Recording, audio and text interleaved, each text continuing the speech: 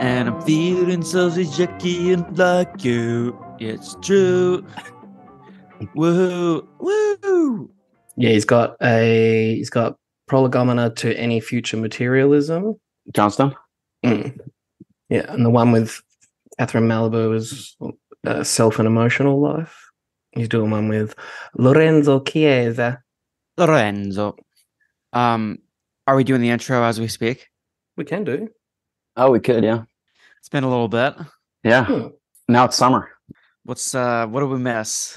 The submarine. We missed submarine. That was we have no insight. Capitalism and hubris and internet memes, all that. I missed an opportunity to upload a whole bunch of Žižek Titanic shit when that happened, I realized. I was thinking that would Sublime. have been good. Yeah, because they're risking it all for the sublime object. Because he uses I think the Titanic is his first example of a sublime object.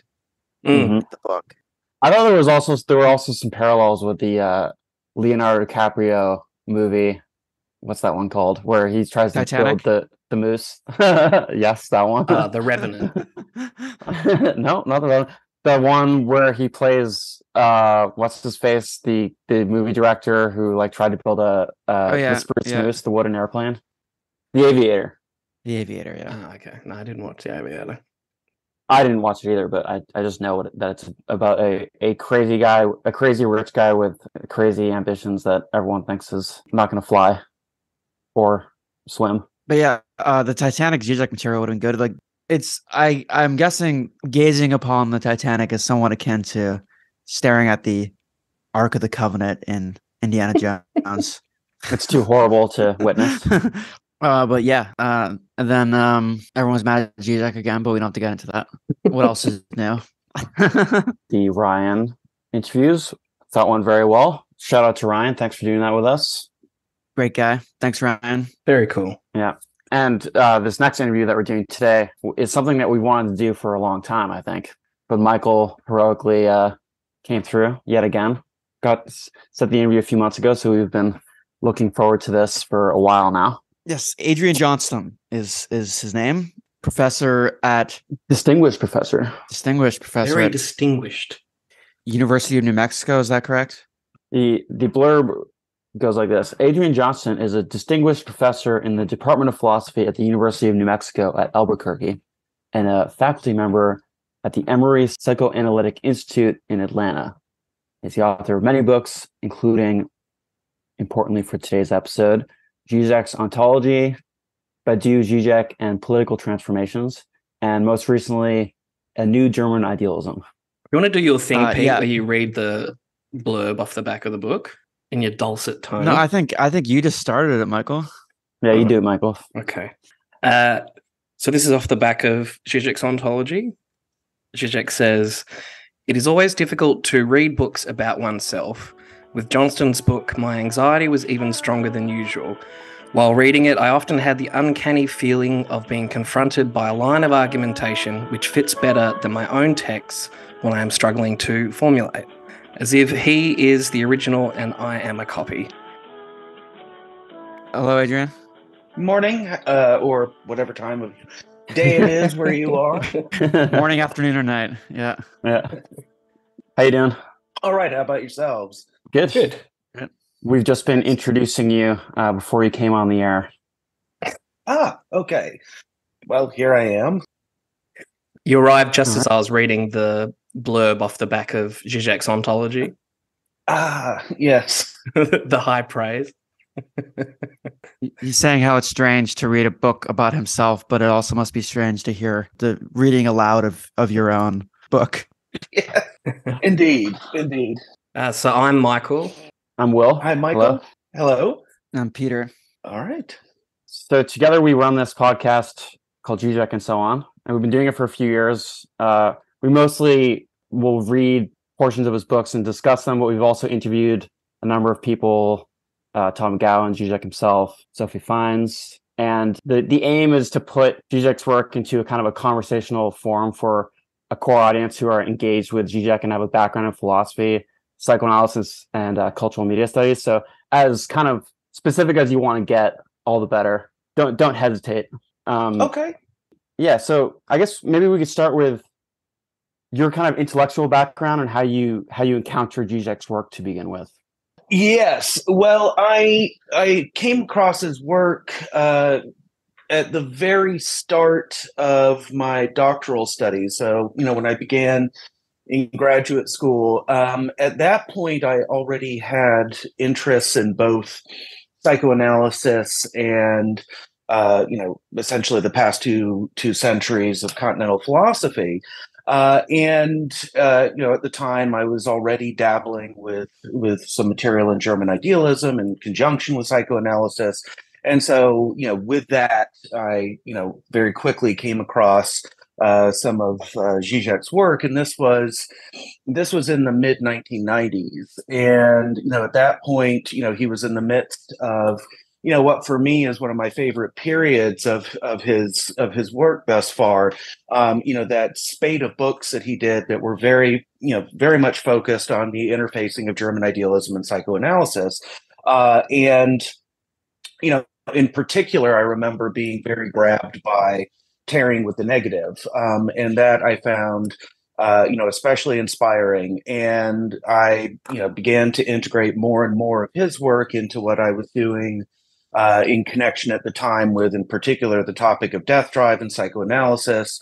And a little later, during my graduate studies, I met Slavoj at a conference, and he ended up becoming co-director of my dissertation, and we've been close ever since. But I was led to his work, interestingly enough, through myself beginning to wrestle with his principal sources of inspiration. And, I think that really made me, especially ripe to be receptive to what he was doing in that period, starting, the late 80s, early 90s, with some of his first books in English. Mm-hmm. So how would you at that point characterize Žižek's project and how it developed through those years up to now, I guess? Well, I mean, I think that in a certain sense, like Hegel himself, and in fact, Hegel's friends, even when, he was in Protestant theological seminary in Tübingen. So basically in his college years, his friends called him the old man because he seemed so very, settled and fixed in his ways. And you see that too in terms of, from the phenomenology of spirit in 1806 onward, there's a remarkable stability to, Hegel's thinking, in terms of a very much, a solid, enduring, philosophical theoretical framework, that really does remain present throughout what he's doing from 1806 until his death in 1831. And I think with Slavoj too, there is a real deep undercurrent of consistency in his thinking from that period of the late 80s up through the present.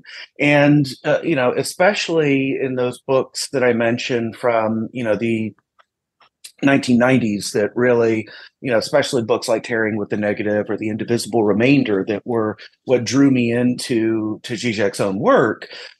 He time and again says, well, essentially what I am trying to do is to demonstrate the equivalence between the German idealist and especially Hegelian conception of negativity and what is designated in psychoanalysis under the heading of Todestrieb, death drive.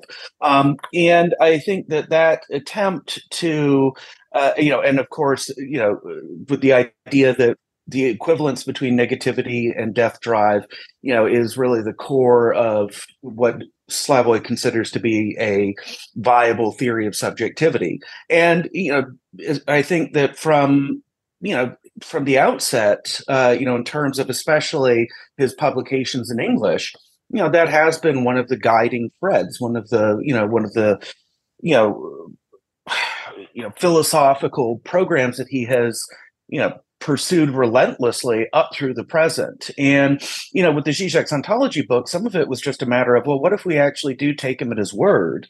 And really hold on to the thought that indeed this equivalence between German idealist negativity and psychoanalytic death drive in terms of a theory of subjectivity is his animating agenda, and read him accordingly. And lo and behold, yes, you see a remarkable amount of consistency, stability, sort of systematic exploration of this terrain that he's opened up through this combination of German idealism and psychoanalysis, developed in the way that he does.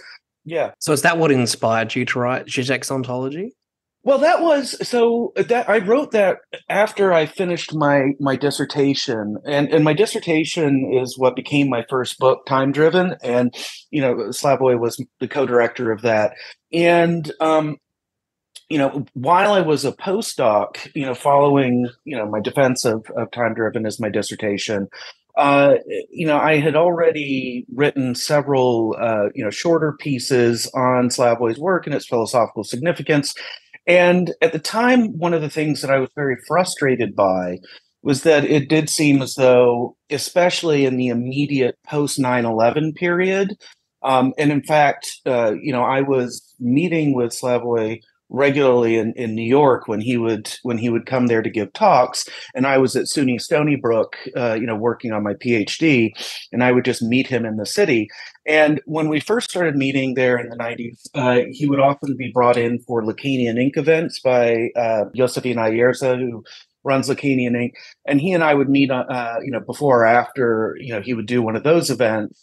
And at those events, they were in small art galleries with just a handful of people attending. Slavoj's work was beginning to be known in academia, but he hadn't yet really achieved this degree of public visibility that it was really immediately in the aftermath of 9/11. Like I remember going to see him speak in November of 2001 in New York.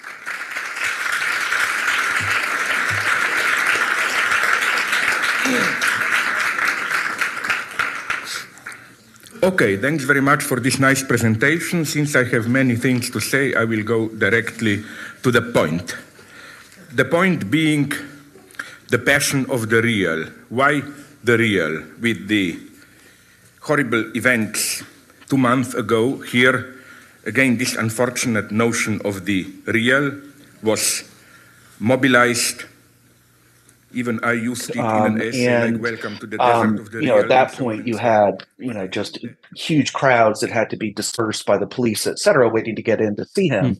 And so, it was very clear at that moment that suddenly the transition had happened. He became this, really this public intellectual.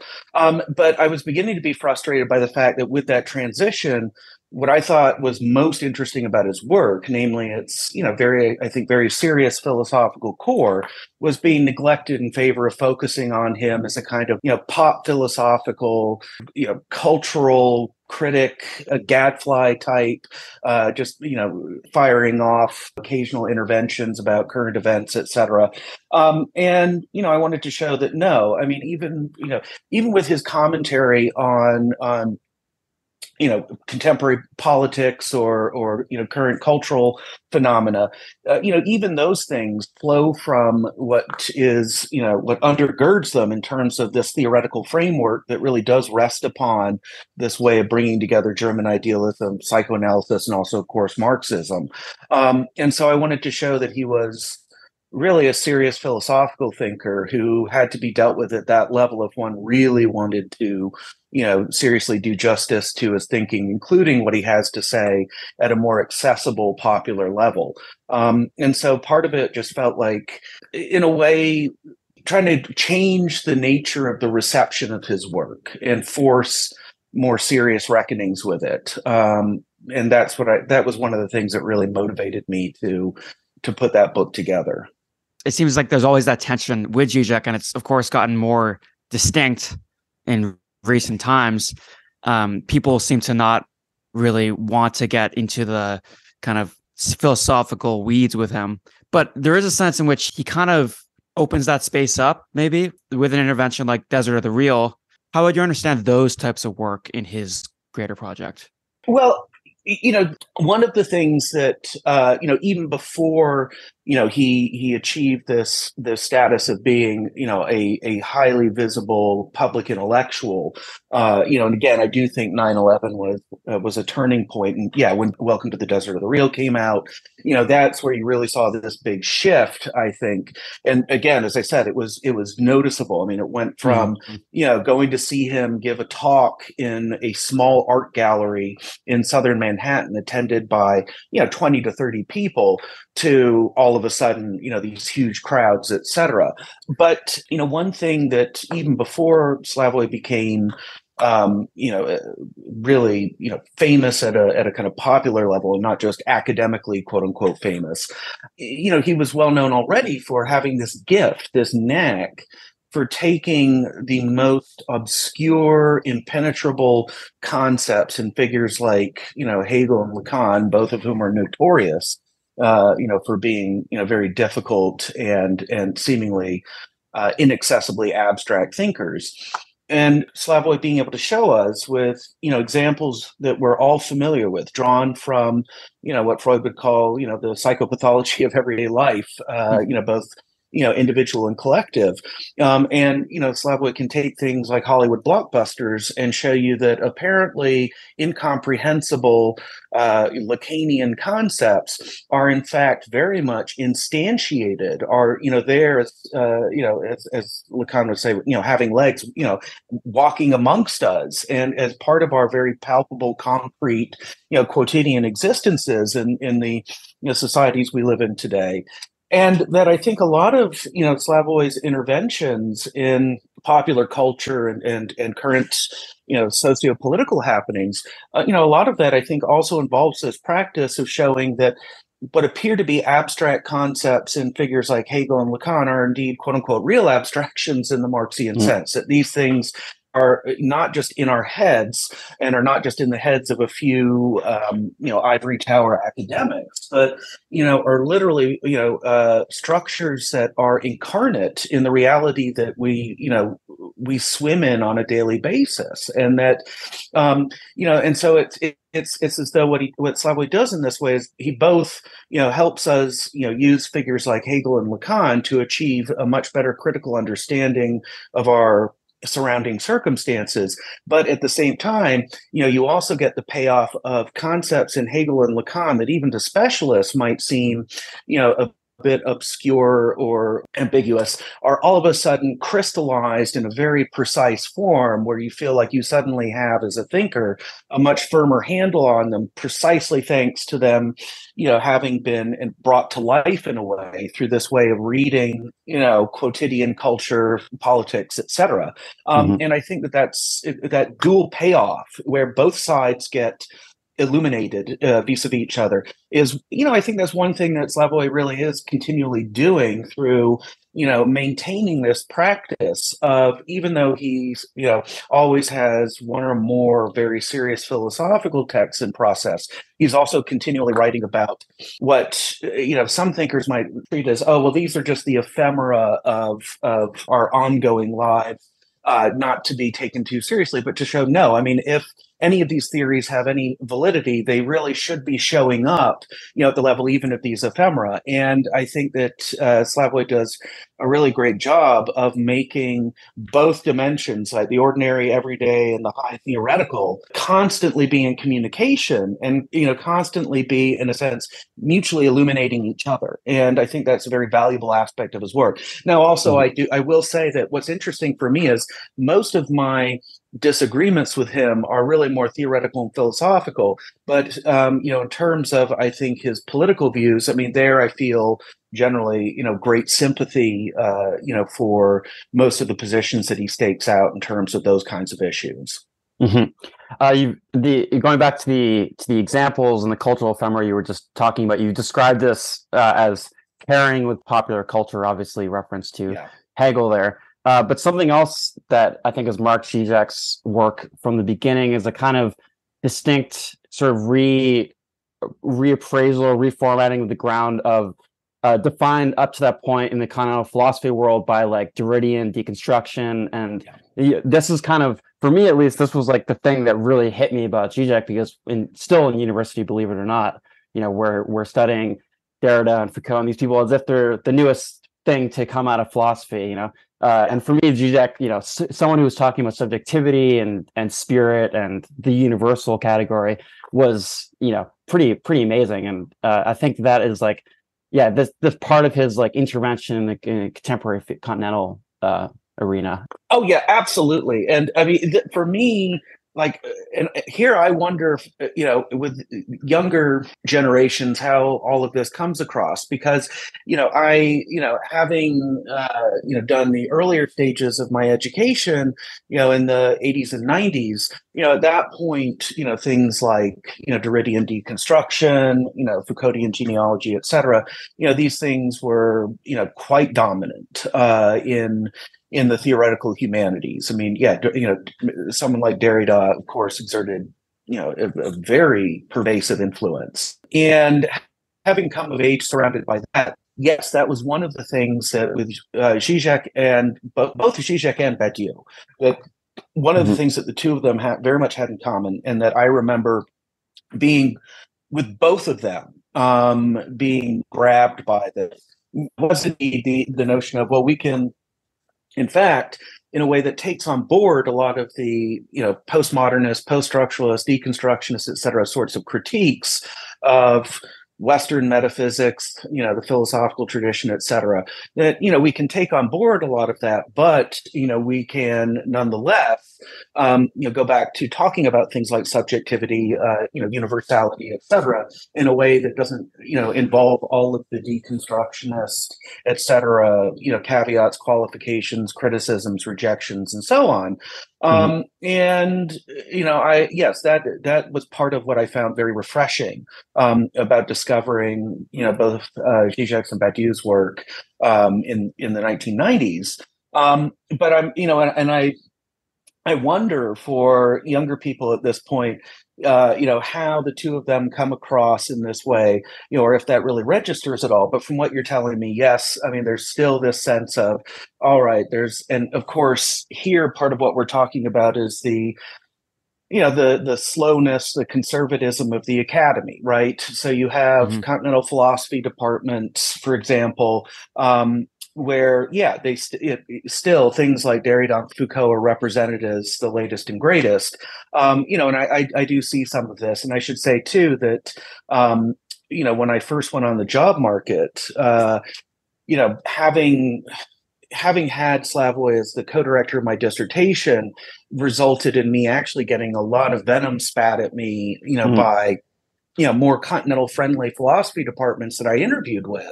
And Lacan and Žižek were both considered in certain ways beyond the pale by them. I mean, you want to work on Derrida, Foucault, et cetera, great, wonderful. This stuff, we're not so sure about. And so, I ran smack into that, just, personally, or, at the career level.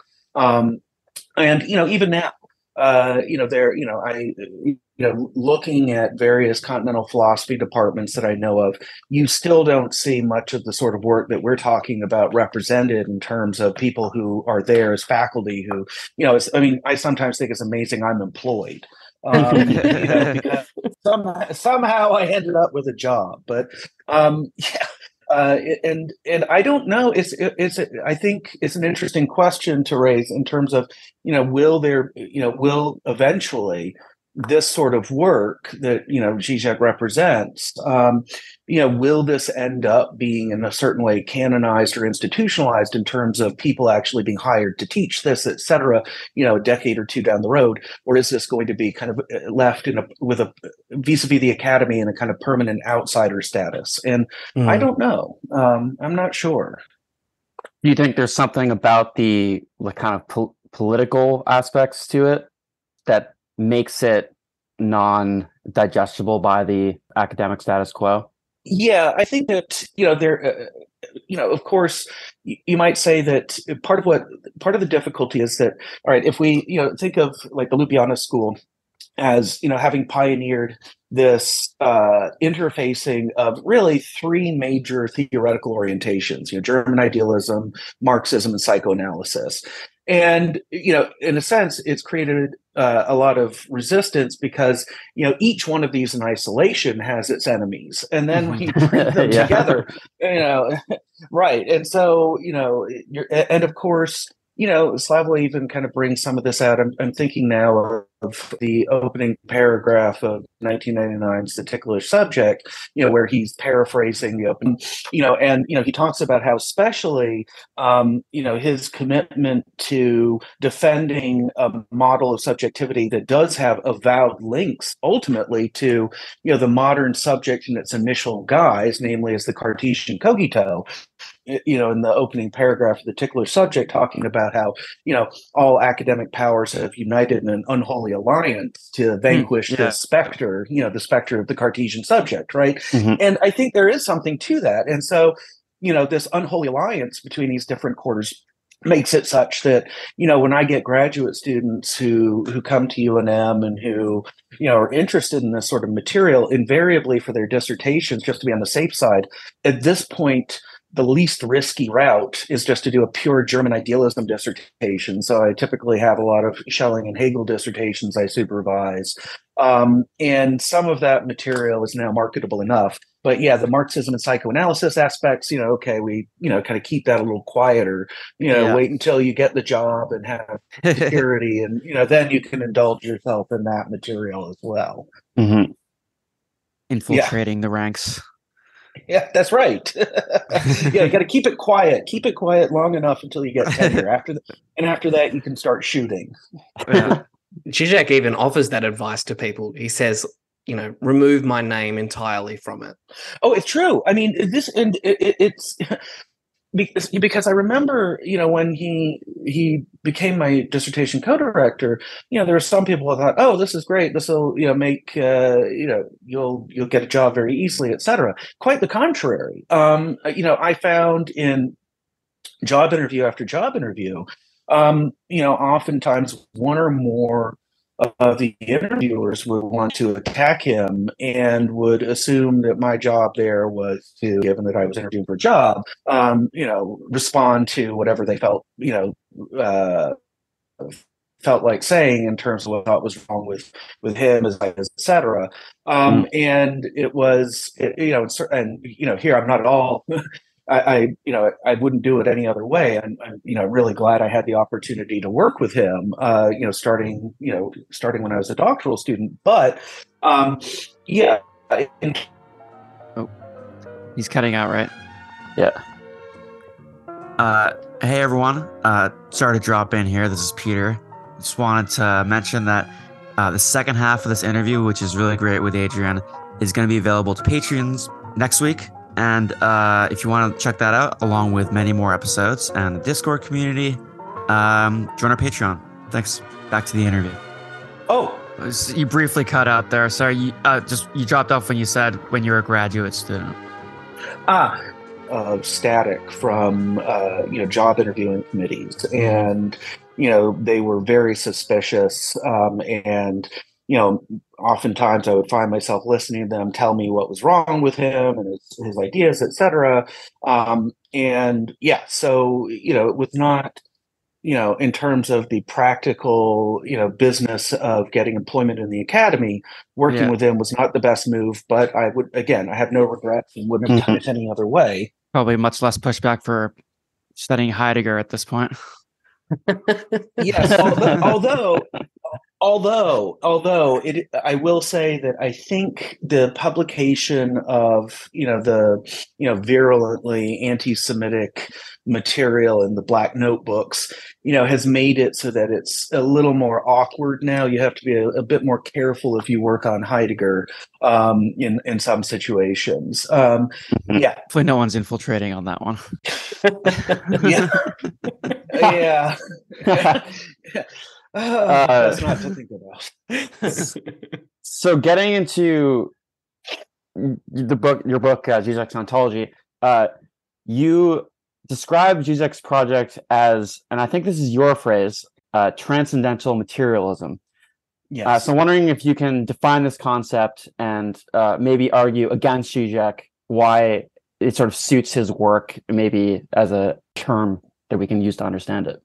Well, here I think the key to understanding why I felt the need to come up with this, admittedly at first glance rather awkward phrase, transcendental materialism, has to do with what I see as, Žižek's innovations vis-a-vis a more traditional dialectical materialism. And of course, one thing that he has done in recent years is he has doubled down on embracing, the phrase dialectical materialism as a description for what he is doing. And it's clear that by his own admission, part of the reason why he likes using that phrase too is because it still has a bit of power to unsettle or offend. That of course, for anyone with any knowledge of this tradition, what one often thinks of is especially, Stalinist Soviet orthodoxy and, its rendition, shall we say, of Marx's, philosophical theoretical framework. And, because of that Stalinist resonance, I think he likes using it as a kind of provocation.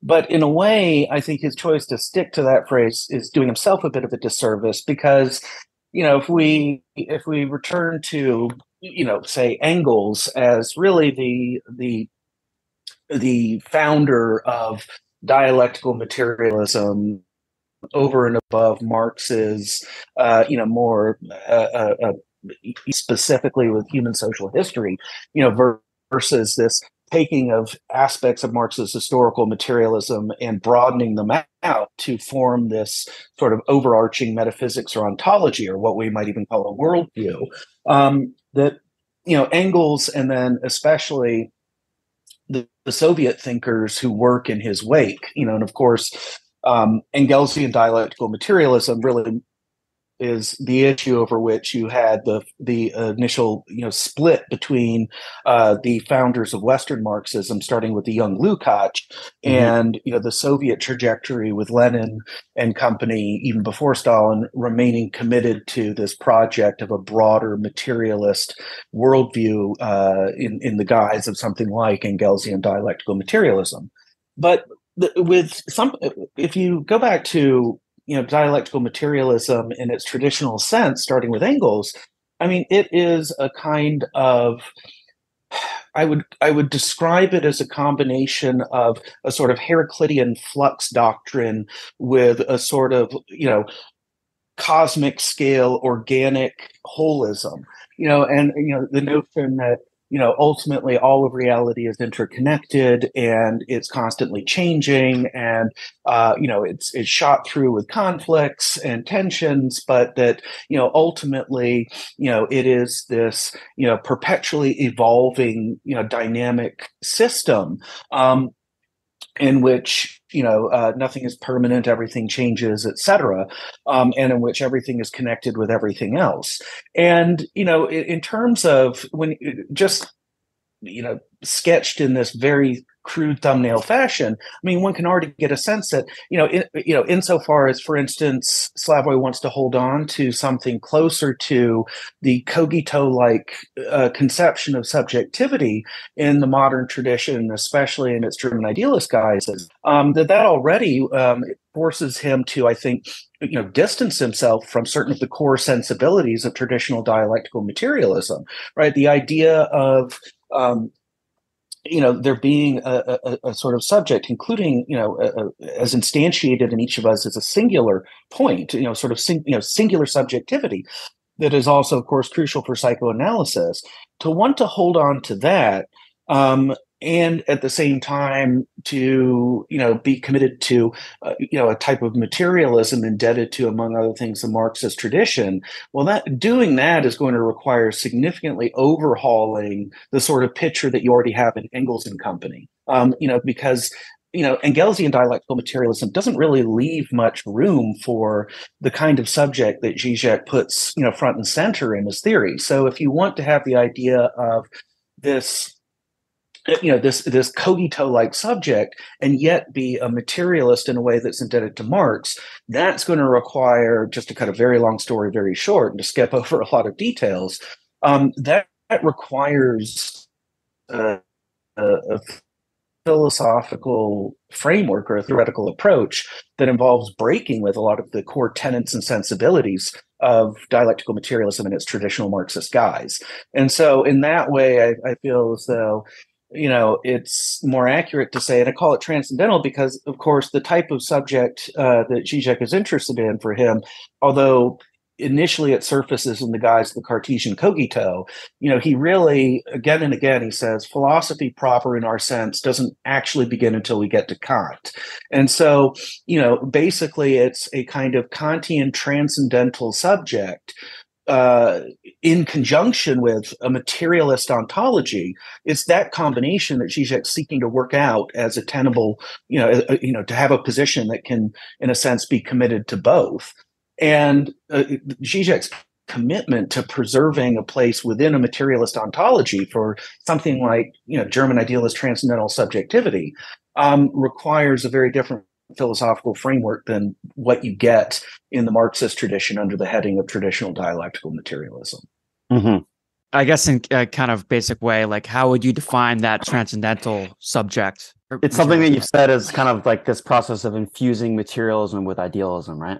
Yes. I mean, of course, that's something already called for by Marx himself. I mean, of course, if you look at the 1845 theses on Feuerbach, the one that everybody knows is the 11th and final thesis, philosophers thus far have only described the world, but the point is to change it. But, equally important is the first of those 11 theses. And in that first thesis on Feuerbach, Marx makes very clear that traditional materialism, as Marx sees it, what he calls it contemplative materialism, one of its major shortcomings is that to put it, these aren't the exact words that Marx uses, but I think this is fair to the spirit, if not the letter of his text, that what we're here designating under the heading of subjectivity, that for Marx, traditional materialism as contemplative leaves no place for that. It offers no account of it. It simply says that, well, what appears to be subjectivity, spirit, mind, etc. All of that is illusory or even just outright epiphenomenal. What is really real is just and of course, Marx talks about this as running from the ancient Greek atomists up through Feuerbach himself. And of course, Marx wrote his doctoral dissertation on the atomists.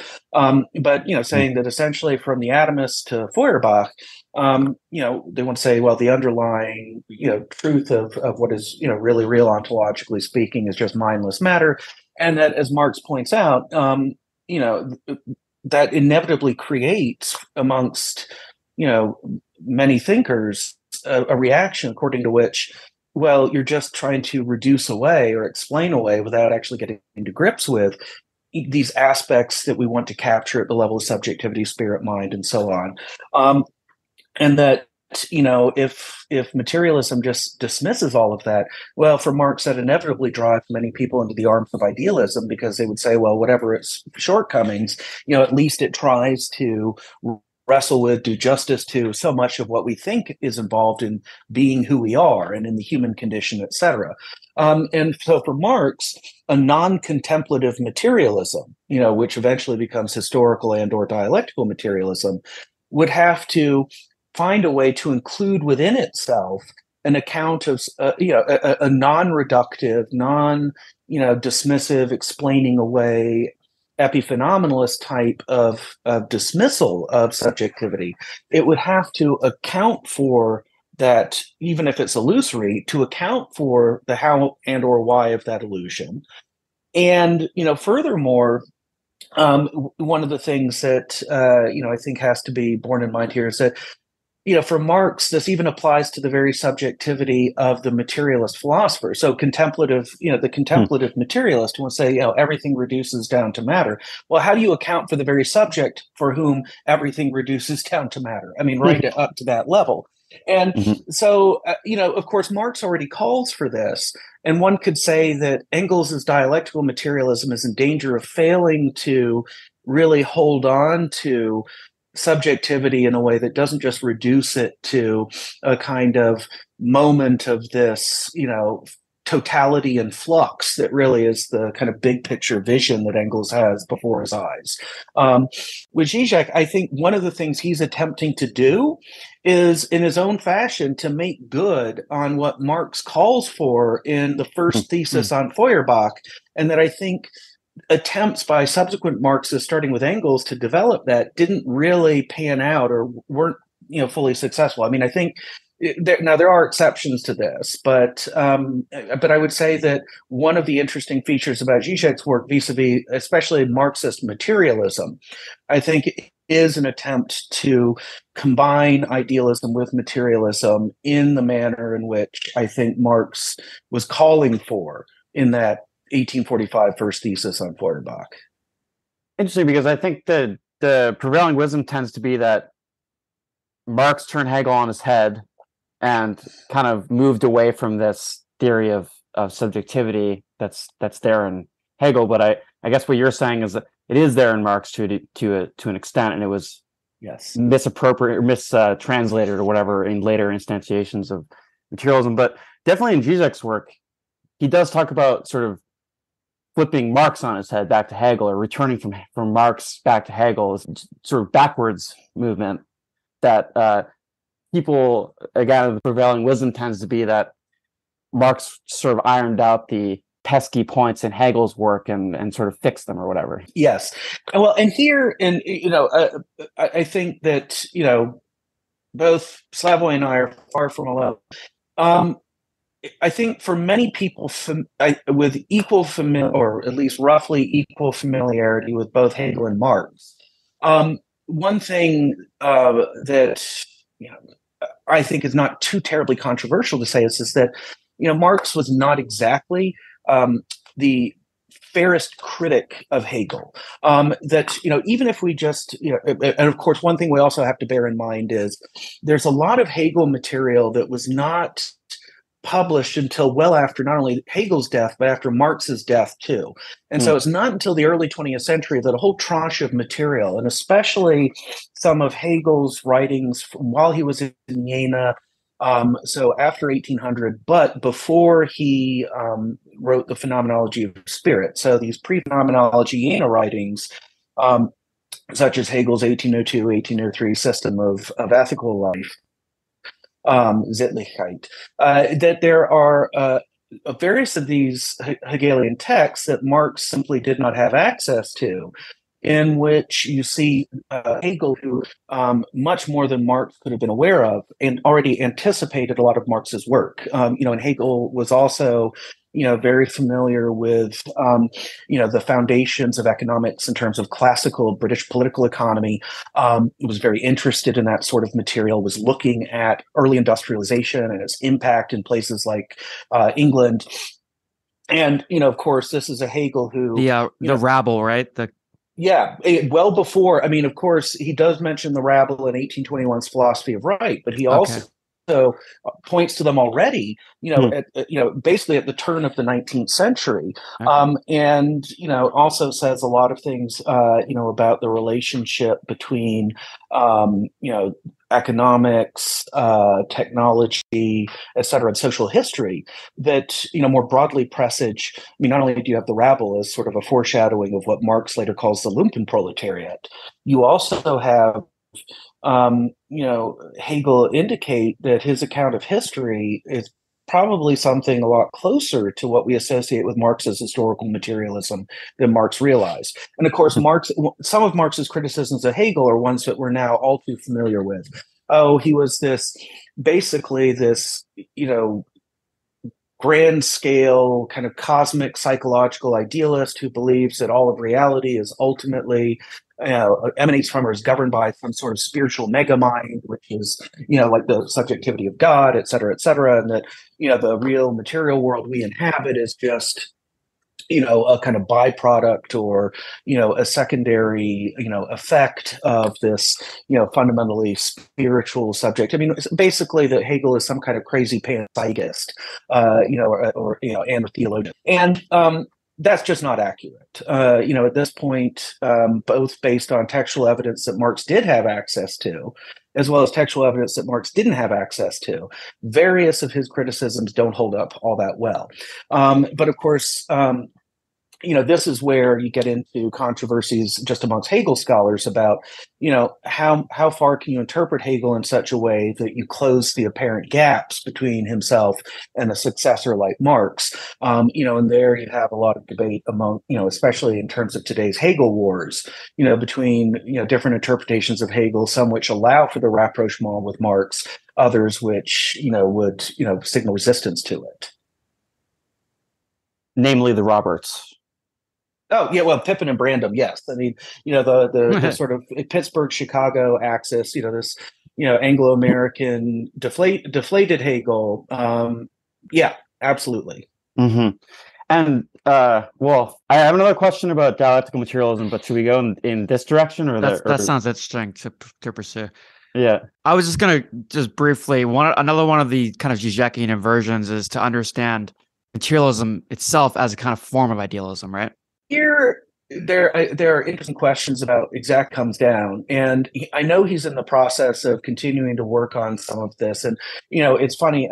So I was a few weeks ago. I was in Ljubljana for a stay, and had a chance to talk with him a bit about some of this. And at this, I'm getting a notification saying my connection is unstable. Can you still hear me?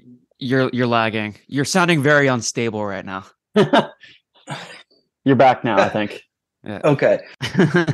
Here, I'm going to actually try moving in my living room is a little closer to the server. And so cool. I'm going to try moving in there and see if that doesn't help with these connection issues.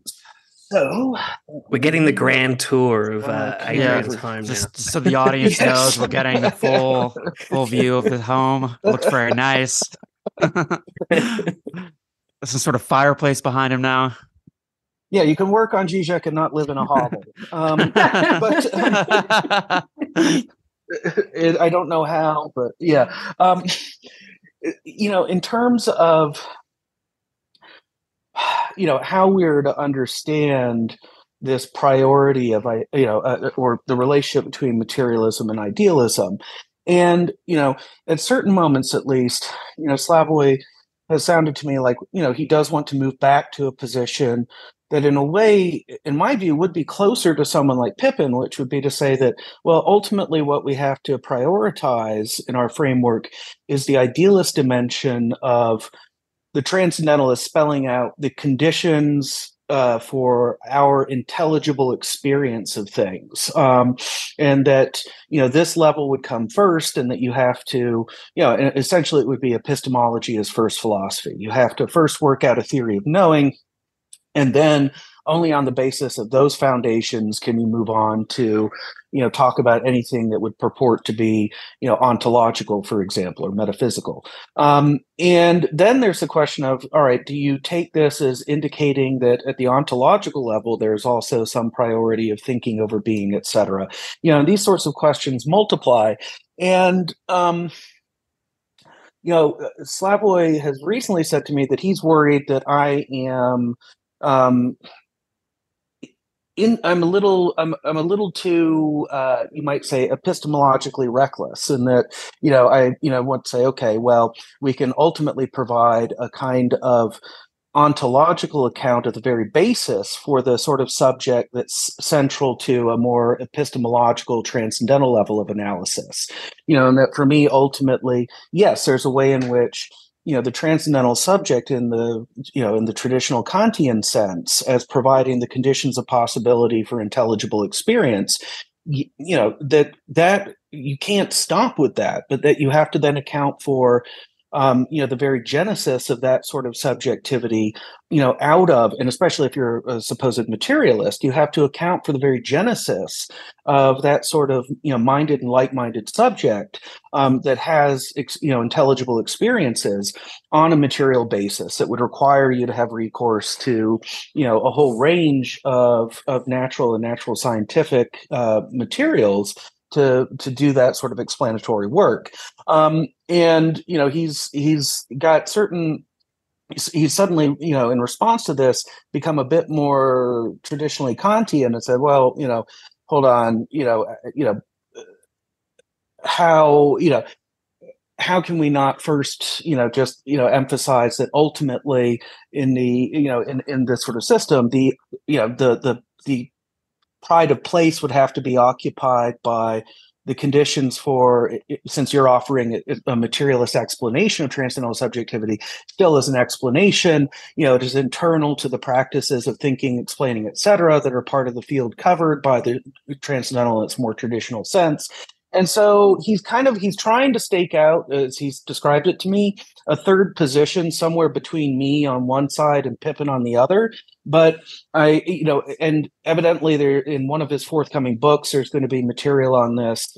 His book, Freedom, a Disease Without a Cure. He said some of this material is going to be in there. And then some in a book on Christian atheism he has coming out. But it's not yet, I'm not fully clear yet on how exactly he might square the circle, in terms of the dispute between, Pippin on one side, who, really I do think wants to make Hegel ultimately into a good Kantian or Fichtean, and someone who still subscribes to the idea of a transcendental approach to epistemology as the ultimate horizon of what we can accomplish philosophically, etc. And then my rejection of that and wanting to say that no, that can't be the ultimate horizon, and that even if in the order of thinking we have to begin with the transcendental subject, that in the order of being, and of course Marx even uses this language too in terms of the contrast between the order of thinking and the order of being. At the level of the order of being, I think that is the more foundational level, and from that perspective, you have to offer, as a materialist especially, an account of the very genesis of transcendental subjectivity at the level of material being. And if you don't have that in place, you certainly don't have anything that would qualify as materialism, and that moreover, you have an idealism that's vulnerable to materialist critical challenges. But how Slavoj is going to position himself between those two alternatives is something which, at least as far as I can tell, we can expect to see him begin to lay out in the coming months and perhaps years. We'll see. Mm-hmm. I guess part of your criticism there, which I think you've described as kind of an imminent critique of Žižek kind of through his terminology. There is something, kind of a sticking point for you with his work in the way that he uses quantum physics. This is something that we've done maybe almost 100 episodes on Žižek. It's very difficult for us to talk about quantum physics and the place of quantum physics in his work because, it turns up constantly, but kind of where do you begin? It's especially if you're not scientifically minded in that way. But maybe if you can just give us sort of like a gloss of how Žižek places quantum physics, and then kind of your criticism of his use of quantum physics. Yes. Well, here, I think that ultimately, for Žižek, there are these combined. And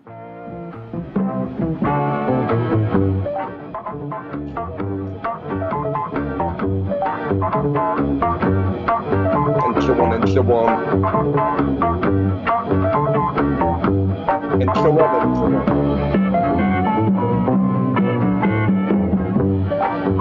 And so on and so on. And so on and so on. And so on and so on.